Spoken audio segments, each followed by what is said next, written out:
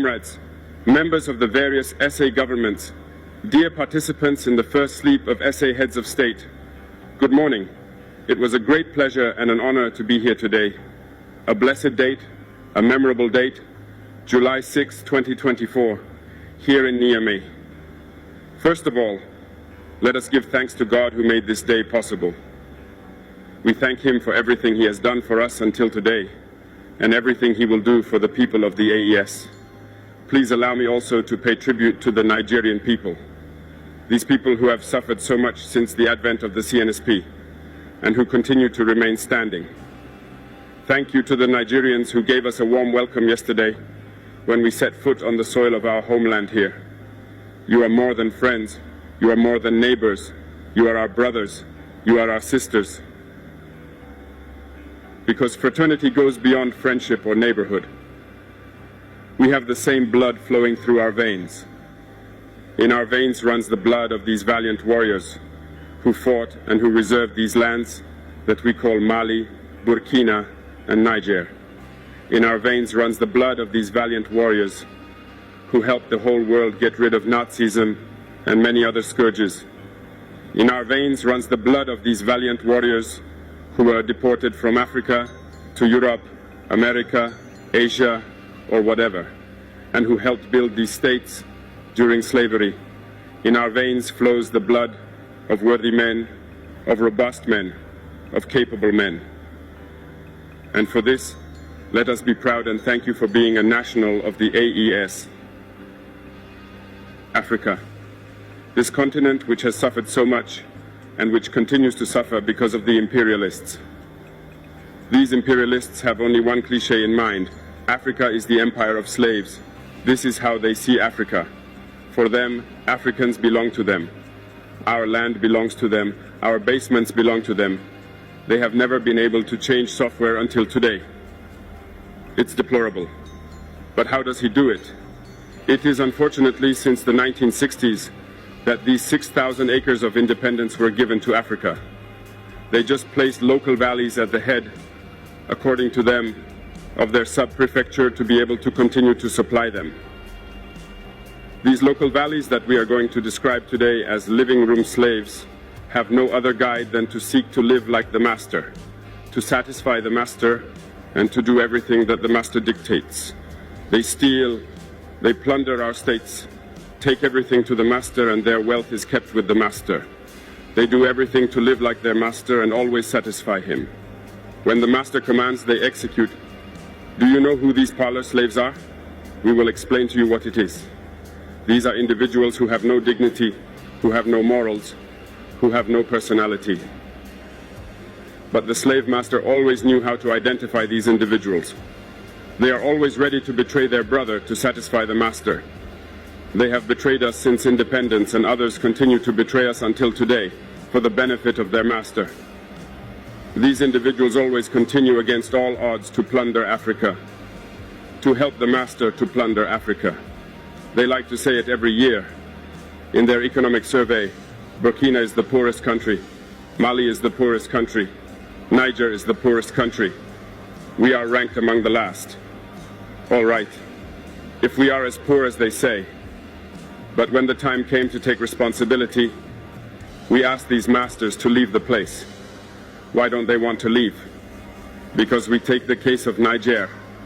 For more than 40 years, certain countries have exploited uranium to produce energy at home. From Ottawa to Paris, the streets are illuminated. It's light. But in Niger, it's darkness. Security that served us. When you go to our states, our soils are drilled all over to search for precious metals such as gold. But often, there is not even the slightest accessible road to reach areas where they exploit some basic social services. This is why we decided to revolt and take the destiny of our countries into our own hands. There are many other examples, but when we decided this, we were approached by some parlor slaves to give us their master's message, because they had created this sort of polymer chain that sticks up at the head of our states to serve them. And we have come to break the chain, and it's inconceivable for them. They therefore approached us and asked us to join the ranks to form part of the elite who must lead Africa because they have a trained and formatted elite who must follow, who are embedded in this chain. We refused to join their ranks, and from then on, hostilities began. They have led several mercenaries, trainers, and agents into our areas who have descended into the Sahel to hope to carry out barbaric, cowardly attacks against our populations, to hope to revolt them. In addition to these attacks on the ground, communicational attacks, manipulation, disinformation, etc., are full in their souls. But the people of the Sahel have understood, and we will never be able to manipulate them again. They know where they come from, they know what they are doing, and they know where they are going. We are not going to allow this anymore. People are awake, and people are fighting today, not for ourselves, but for generations to come. And thank you all for the fight that is being fought. It never makes us cry. We are not going to tremble. We will face. We will fight for real independence, for our freedom. Because to scare the people of the AES, these individuals only have 3 terms in their mouths: democracy, freedom, human rights. Of course, their local values are only elected in a democratic process, free and transparent to, according to them, their values. What could be more normal that people want to impose this on us because they are the ones who make the rules, all right? We decided to take responsibility for ourselves. This is why on May 26, 2023, when Niger decided to turn the page, the slaves of Salon and their masters mounted the high horse. They put their local values forward and decided to wage war against the Nigerian people. We therefore said, whoever dares to attack Niger, we will face, because we will wage a merciless war until the last drop of blood for anyone who dares to attack our states.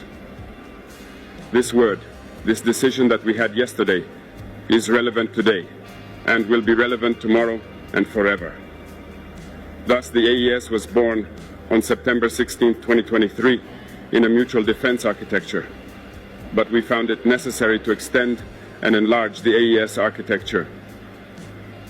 What brings us together today must allow us to move into other areas in addition to defense, notably finance and the economy, infrastructure, health, education. Anyway, so on. I therefore hope that this moment will be a story for us that we will write for the AES, but especially for Africa and for the whole world. May God enlighten each and every one of us. May God inspire us in these tasks entrusted to us, and above all that, when we carry out all our work, may we have only one thing in mind: the supreme interest of our populations. On this, we pray once again to the good God that He accompanies us all in our various tasks, that He protects our fighters who, thanks to them, allow us to sit here and exchange around the future of our states. So be grateful once again, Nigerian people. Be united and united. People of the AES, thanks.